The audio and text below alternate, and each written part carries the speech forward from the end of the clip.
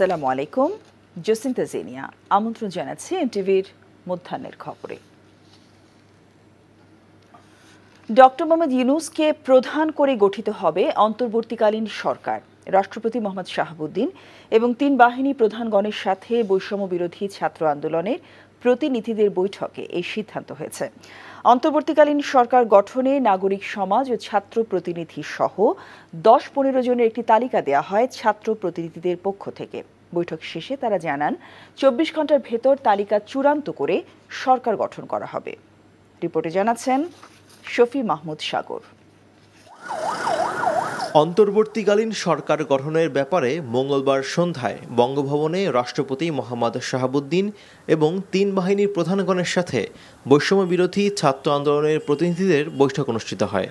বৈঠকে বৈষম্য বিরোধী ছাত্র আন্দোলনের ১১ জন সমন্বয়ক, লিয়াজো কমিটির ২ সদস্য এবং ঢাকা বিশ্ববিদ্যালয়ের ২ শিক্ষক অধ্যাপক আসিফ নজরুল ও অধ্যাপক তানজিম উদ্দিন খান উপস্থিত ছিলেন। ৬ ঘন্টারও বেশি সময় ধরে চলা বৈঠক শেষে আন্দোলনের সমন্বয়ক নাহিদ ইসলাম জানান, নোবেলজয়ী অর্থনীতিবিদ ডক্টর মোহাম্মদ ইউনূসকে প্রধান করে অন্তর্বর্তীকালীন সরকার গঠনের জন্য সদস্যদের নামের প্রাথমিক তালিকা দেওয়া হয়েছে। দ্রুত সময়ের মধ্যে বিভিন্ন রাজনৈতিক দলের সঙ্গে আলোচনা করে চূড়ান্ত করা হবে সদস্যদের। মহামান্য রাষ্ট্রপতিও সম্মতি দিয়েছেন ডক্টর মোহাম্মদ ইউনূসকে প্রধান করেই অন্তর্বর্তীকালীন সরকার দ্রুত সময়ের মধ্যে গঠন করা হবে। ১০ থেকে ১৫ জনের একটা প্রাথমিক তালিকা দিয়েছি, সেই তালিকাটি এখন আমরা প্রকাশ করব না। প্রায় ২৪ ঘন্টার মধ্যেই সেই তালিকা সহ আপনারা অন্তর্বর্তীকালীন সরকারের ঘোষণাটি দেশবাসী পেয়ে যাবে। ছাত্র ও নাগরিক অভ্যুত্থানকারীদের পক্ষ থেকে প্রস্তাবিত সরকারি চূড়ান্ত অন্তর্বর্তীকালীন সরকার হবে জানিয়ে নাহিদ ইসলাম অভিযোগ করেন, নাশকতা ও পরিকল্পিতভাবে হামলা করে এই আন্দোলনকে নস্যাৎ করার চেষ্টা করা হচ্ছে। তাই জনগণকে সতর্ক হয়ে জানমালের পাহারা দিতে আহ্বান জানান তিনি।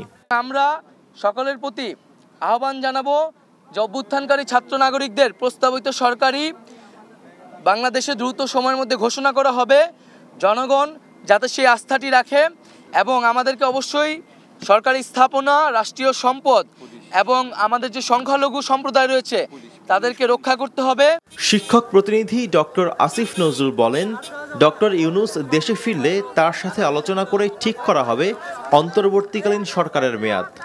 সরকারের মেয়াদ এখনই ঠিক করা হয়নি, ওইটা আমাদের এই ছাত্র জনতা, আমাদের যারা সমন্বয়করা, ওনাদের প্রস্তাব ক্রমে ডক্টর মোহাম্মদ ইউনূসকে তত্ত্বাবধায়ক সরকারের প্রধান হিসাবে আমাদের রাষ্ট্রপতিও সম্মতি জানিয়েছেন। অন্তর্বর্তীকালীন সরকার হিসেবে উনি আসার পর এই ব্যাপারে একটা ঘোষণা আসবে।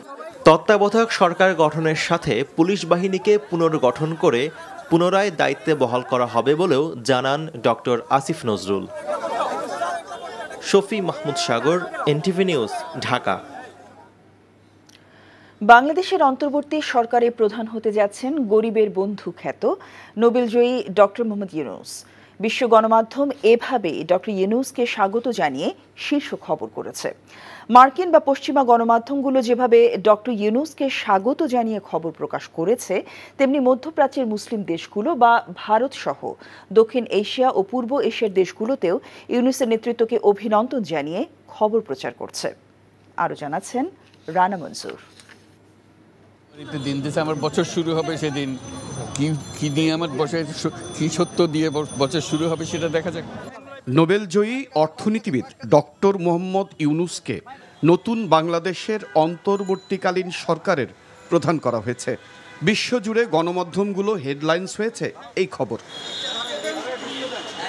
মার্কিন গণমাধ্যম New York Times Nobel laureate tap to lead interim government in Bangladesh এবং the next leader of Bangladesh শীর্ষক দুইটি ভিন্ন প্রতিবেদনে জানায়, তুমুল ছাত্র জনতার বিক্ষোভের মুখে স্বৈরশাসক ও গণহত্যাকারী শেখ হাসিনা ভারতে পালিয়ে গেলে বাংলাদেশের দায়িত্ব তুলে নিয়েছেন ডক্টর মোহাম্মদ ইউনূস। আরেক জনপ্রিয় মার্কিন গণমাধ্যম ওয়াশিংটন পোস্ট 3টি রিপোর্টে ডক্টর ইউনূসকে নিয়ে খবর প্রকাশ করেছে। রয়টার্স বলছে, বাংলাদেশ ইন্টারিম গভর্নমেন্টের প্রধান উপদেষ্টা হয়েছেন শান্তিতে নোবেলজয়ী ইউনূস। ব্রিটিশ গণমাধ্যম বিবিসি বলছে, ইউনূসকে প্রধান করে বাংলাদেশের অন্তর্বর্তী সরকার গঠনের ঘোষণা তিনি দেশে ফিরতে পারেন আজই।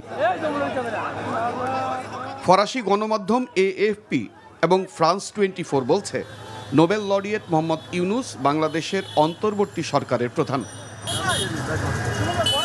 কাতারি গণমাধ্যম আল জাজিরা বলছে, বাংলাদেশকে নেতৃত্ব দেবেন নোবেলজয়ী ডক্টর মোহাম্মদ ইউনূস। সৌদি আরবের আরব নিউজ বলছে, বাংলাদেশের অন্তর্বর্তী সরকারের প্রধান উপদেষ্টা মোহাম্মদ ইউনূস। ভারতের গণমাধ্যমেও গুরুত্ব দিয়ে ইউনূসকে বাংলাদেশের নতুন নেতা হিসেবে তুলে ধরা হয়েছে। NDTV একাধিক রিপোর্ট করেছে ইউনূসকে নিয়ে। একটি রিপোর্টে বলেছে, সেনা সমর্থিত সরকারের নেতৃত্ব দিবেন ইউনূস। অন্য রিপোর্টে বলেছে, গরিবের ব্যাংকার ইউনূস বাংলাদেশের নতুন নেতা। পাকিস্তানের গণমাধ্যম ডন বলছে, হাসিনা দেশ থেকে পালানোর পর বাংলাদেশের কেয়ারটেকার সরকারের নেতৃত্ব দিতে যাচ্ছেন ডক্টর মোহাম্মদ ইউনূস। এছাড়া চীনা গণমাধ্যম CGTN-এও ডক্টর ইউনূসকে বাংলাদেশের আগামী দিনের নেতা হিসেবে তুলে ধরা হয়েছে। রানা মঞ্জুর, NTV ইন্টারন্যাশনাল ডেস্ক। বাংলাদেশের সদ্য সাবেক প্রধানমন্ত্রী শেখ হাসিনার ভারত থেকে অন্য কোথাও যাওয়ার পরিকল্পনা নেই বলে জানিয়েছেন তার ছেলে সজীব ওয়াজেদ জয়। জার্মান ভিত্তিক সংবাদ মাধ্যম ডয়েচে ভেলেকে দেয়া একান্ত সাক্ষাৎকারে কথা বলেন তিনি। বাংলাদেশে ব্যাপক গণ আন্দোলনের মুখে পদত্যাগ করে ভারতে আশ্রয় নিয়েছেন সাবেক প্রধানমন্ত্রী শেখ হাসিনা। তিনি কিন্তু দেশ ছাড়তে চাননি। আমরা পরিবার থেকে তখন ওনাকে কনভিন্স করলাম যে না, এরা শুধু প্রোটেস্টার না, এরা তোমাকে হত্যা করে ফেলবে, তো তোমার দেশ ছেড়ে যেতেই হবে। মন্ত্রীদের বাসা জ্বালিয়ে দেওয়া হয়েছে, বঙ্গবন্ধু মিউজিয়াম পর্যন্ত জ্বালিয়ে দেওয়া হয়েছে, যেখানে জাতির জনক বঙ্গবন্ধু এবং আমার পুরো পরিবারকে হত্যা করা হয়, যেটা একটা মিউজিয়াম ছিল, সেটাকে তারা পুড়িয়ে ফেলেছে। সিদ্ধান্ত হয়েছিল একদিন আগে, তিনি সিদ্ধান্ত নিয়েছিলেন। আমরা কয়েকজন শুধুমাত্র জানতাম যে তিনি ঘোষণা দেবেন তিনি পদত্যাগ করছেন এবং একটা সংবিধান অনুযায়ী যাতে একটা ট্রানজিশন অফ পাওয়ার হয়, সেটাই ছিল ওনার প্ল্যান। তবে যখন তারা ওই গণভবনের দিকে মার্চ করা শুরু করলো, তখন আমরা ভয় বললাম যে না, আর সময় নেই, তোমার এখনই বেড়ে যেতে হবে। যদি নির্বাচন হয়ও, আওয়ামী লীগকে তারা নির্বাচন করতে দেবে কিনা, আওয়ামী লীগকে তারা ঠিক মতন মাঠে নামতে দেবে কিনা, এটা এখন কিছুই জানা নেই। তো এই ভয়ঙ্কর পরিস্থিতির মধ্যে আমি আমার নেতা কর্মীদের কিছু বলতে পারি না যে তারা বের হোক। বা আমাদের সুশীল সমাজ তো অনেকদিন ধরেই চাচ্ছেন যে তিনি দেশ চালানোর একটা সুযোগ পাক। তো তিনি এখন সেই সুযোগটা পাচ্ছেন, কিভাবে চালাতে পারবেন আমি দেখতে চাই, দেখার অপেক্ষায় আছি। একটা দেশ চালানো অত সহজ ব্যাপার না, তো দেখি। অতিরিক্ত আইজিপি AKM শহীদুর রহমান বলেছেন, ভবিষ্যতে পুলিশ রাজনৈতিক দলগুলোর লেজুবৃত্তিতে নিয়োজিত থাকবে না। মঙ্গলবার রাতে রাজারবাগ পুলিশ লাইনে সাংবাদিকদের তিনি একথা জানান। রাজারবাগে পুলিশের ঊর্ধ্বতন ও অধস্তন কর্মকর্তাদের নিয়ে যৌথভাবে সংবাদ সম্মেলনে চলমান সংকট নিয়ে কথা বলেন অতিরিক্ত আইজিপি। দ্রুত সময়ের মধ্যে দায়িত্ব পালনের জন্য পুলিশ সদস্যদের প্রতি আহ্বান জানান তিনি। সেই সাথে গুজব না ছড়িয়ে নাগরিক সমাজকে পুলিশ বাহিনীকে সহযোগিতা করার অনুরোধ করেন। দায়িত্ব পালন করার সময় আমাদের পুলিশের বেশ কিছু সদস্য নিহত হয়, অনেক সদস্য আহত হয়েছে। যারা আহত হয়েছে তারা চিকিৎসাধীন আছে এবং যারা নিহত হয়েছে তাদের ডেড বডি বিভিন্ন থানায় আছে। তো আমরা সেই থানা থেকে ডেড বডিগুলো উদ্ধারের ব্যবস্থা নিচ্ছি। আজকে আমরা যাত্রাবাড়ি থানা থেকে 8টি ডেড বডি নিয়ে আসছি। পুলিশ কাজ না করলে সেখানে বিভিন্ন ধরনের অপরাধ সংগঠিত হয়। তো আমরা আমাদের প্রত্যাশা খুব যত দ্রুত সময় পারি আমরা পুলিশকে আবার তার স্বাভাবিক দায়িত্বে ফিরিয়ে নিয়ে আসবো। এর আগে পুলিশের মহাপরিদর্শক আইজিপি হিসেবে নিয়োগ পেয়েছেন পুলিশের ট্রাফিক অ্যান্ড ড্রাইভিং স্কুলের কমান্ড্যান্ট মোহাম্মদ মইনুল ইসলাম। অন্যদিকে র্যাবের মহাপরিচালক হিসেবে নতুন নিয়োগ পেয়েছেন AKM শহীদুর রহমান। আর ঢাকা মহানগর পুলিশের কমিশনার নিয়োগ পেয়েছেন মোহাম্মদ মাইনুল হাসান। পুলিশ মহাপরিদর্শক হিসেবে দায়িত্বে থাকা চৌধুরী আব্দুল্লাহ আল মামুনের চুক্তিভিত্তিক নিয়োগ বাতিল করে মঙ্গলবার রাতে প্রজ্ঞাপন জারি করেছে জনপ্রশাসন মন্ত্রণালয়। চৌধুরী আব্দুল্লাহ আল মামুন এর আগে 1.5 বছর চুক্তিতে আইজিপি পদে ছিলেন। এদিকে আজ স্বরাষ্ট্র মন্ত্রণালয়ের জননিরাপত্তা বিভাগের প্রজ্ঞাপনে নতুন করে র্যাবের মহাপরিচালক ডিএমপি কমিশনারের পদে নিয়োগের কথা জানানো হয়। মেজর জেনারেল জিয়াউল আহসানকে চাকুরি থেকে অব্যাহতি দেওয়া সহ সেনাবাহিনীর উচ্চ পদস্থ বেশ কজনকে রদবদল করা হয়েছে।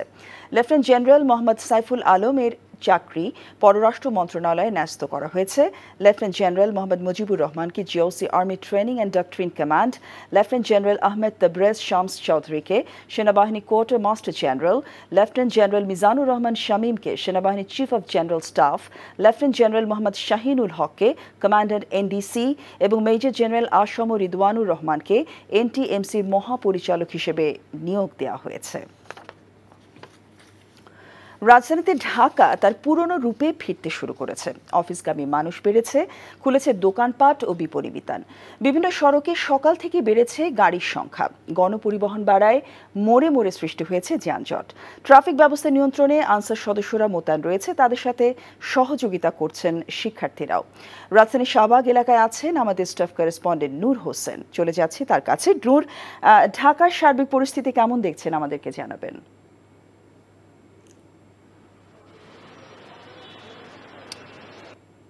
আমি এই মুহূর্তে অবস্থান করছি রাজধানীর শাহবাগ যে থানাটি রয়েছে সেই থানাটি, এবং এই থানার মধ্যে এখন পুলিশের কোনো সদস্যের উপস্থিতি নেই।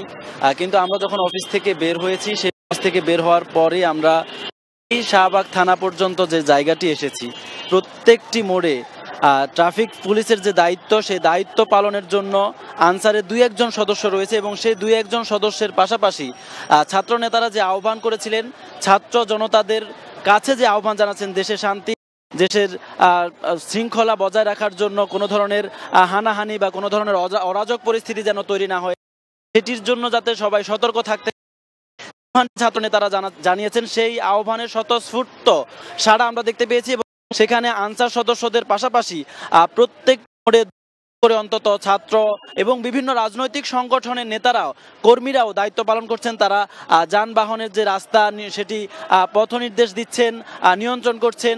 অত্যন্ত সুশৃঙ্খল পরিবেশে রাজধানীর যে মোড়গুলো আছে, সেই মোড়গুলোর যে ট্রাফিক ব্যবস্থাপনা তারা করার চেষ্টা করছেন, এবং এখন পর্যন্ত আজকে মানুষের যে উপস্থিতি সেটিও অনেক বেশি রয়েছে। এর বাইরে রাজনৈতিক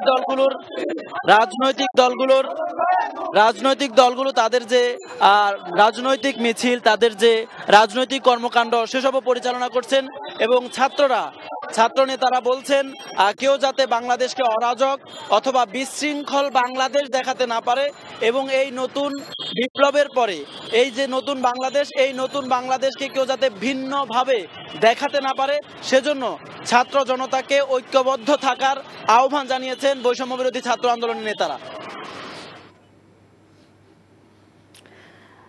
দর্শক, রাজধানী শাহবাগ এলাকা থেকে জানছিলাম ঢাকার সার্বিক চিত্র। আইন শৃঙ্খলা পরিস্থিতির খবর জানতে এখন যাব ঢাকার বাইরের সহকর্মীদের কাছে। প্রথমে যাব চট্টগ্রামের সহকর্মী আরিচ আহমেদের কাছে। আরিচ, চট্টগ্রামের আইন শৃঙ্খলা পরিস্থিতি কেমন দেখতে পাচ্ছেন আমাদেরকে জানাবেন, সার্বিক পরিস্থিতিটি জানাবেন।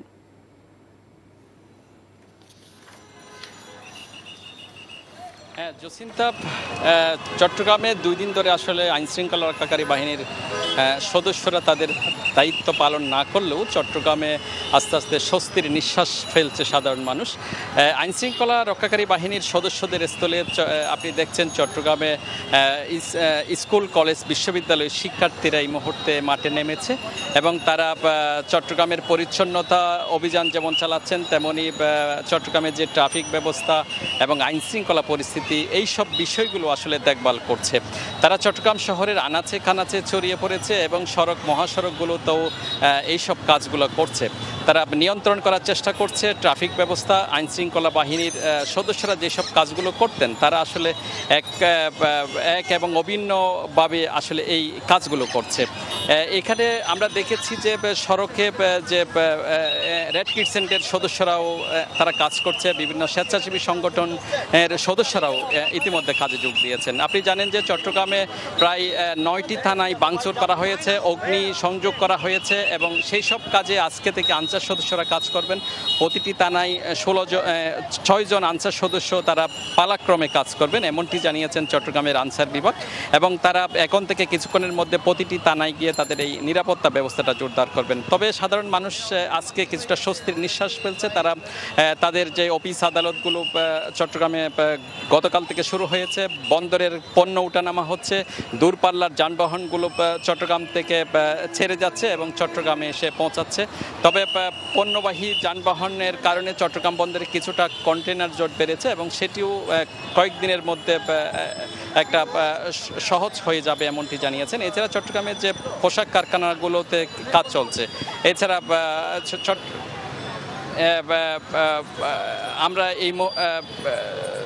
আমরা এখন চলে যাচ্ছি বগুড়ায়, সেখানে আমাদের সহকর্মীর কাছে।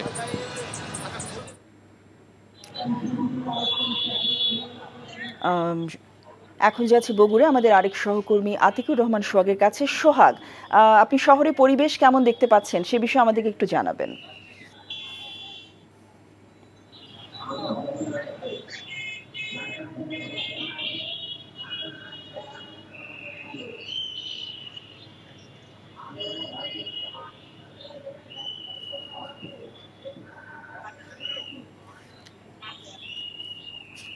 না, শুনতে পাচ্ছি না। শহরের এই সাতমাথা এলাকায় এখানে আমার পিছনে দেখতে পাচ্ছেন যে আসলে সাধারণ শিক্ষার্থীরা ট্রাফিক পুলিশ যে ব্যবস্থা এর নিয়ন্ত্রণে নিয়েছে তারা, এবং এই সাতমাথার পাশাপাশি কিন্তু শহরে যে গুরুত্বপূর্ণ মোড়গুলো নিয়ে রয়েছে সেখানেও তারা অবস্থান নিয়ে এই ট্রাফিক নিয়ন্ত্রণ করছে। তো এর পাশাপাশি কিন্তু আমরা আজকে দেখছি যে বিভিন্ন সামাজিক সংগঠন এবং সাবেক সেনা অবসরপ্রাপ্ত সেনা সদস্য, নৌবাহিনী এবং বিমান বাহিনীর সদস্যরা কিন্তু আজকে এই মাঠে নেমেছে। এর পাশাপাশি কিন্তু আমরা দেখেছি যে আসলে শহরে যে মার্কেট এবং বিপণী বিতানগুলো রয়েছে এখানেও কিন্তু বিভিন্ন মার্কেটের মালিক এবং শ্রমিকরা কিন্তু তারা গতকাল থেকেই কিন্তু তারা পাহারা দিচ্ছে। এর পাশাপাশি কিন্তু গতকাল দেশনায়ক তারেক রহমান, ভারপ্রাপ্ত বিএনপির সভাপতি তারেক রহমানের নির্দেশে বিএনপি একটি জরুরি মিটিং করেছে। এর পরপরই কিন্তু বিএনপির নেতাকর্মীরা কিন্তু বিভিন্ন হিন্দু সম্প্রদায়ের যে মন্দির এবং বিভিন্ন পাড়ায় মহল্লায় তারা কিন্তু এই পাহারার ব্যবস্থা করেছে। তো আমরা গতকাল ঘুরে দেখেছি এই শহরের কৈপাড়া, চেলোপাড়ায় এবং আমাদের কালীবাড়ি মোড় সহ দত্তবাড়ি যে গুরুত্বপূর্ণ মন্দিরগুলো রয়েছে এখানে কিন্তু তারা অবস্থান নিয়ে তারা পাহারার ব্যবস্থা রেখেছে। পাশাপাশি কিন্তু আমরা দেখেছি যে আসলে আইন শৃঙ্খলা বাহিনীর সদস্যরা এই শহরে না থাকায় কিন্তু অনেকটাই সাধারণ মানুষের নিরাপত্তা এবং আতঙ্কে রয়েছে। তো এই কমিটি করার পর এবং বিভিন্ন জায়গায় পাড়ায় মহলে পাহারার ব্যবস্থা করে তারা অনেকটা আতঙ্ক মুক্ত, এমনটাই বলছে সাধারণ মানুষ। তো এই ছিল বগুড়ার সর্বশেষ পরিস্থিতি। জেসিন্তা, জানছিলাম বগুড়া থেকে আইন শৃঙ্খলা বাহিনী এবং সেই সাথে শহরের সার্বিক পরিস্থিতির একটি খবর।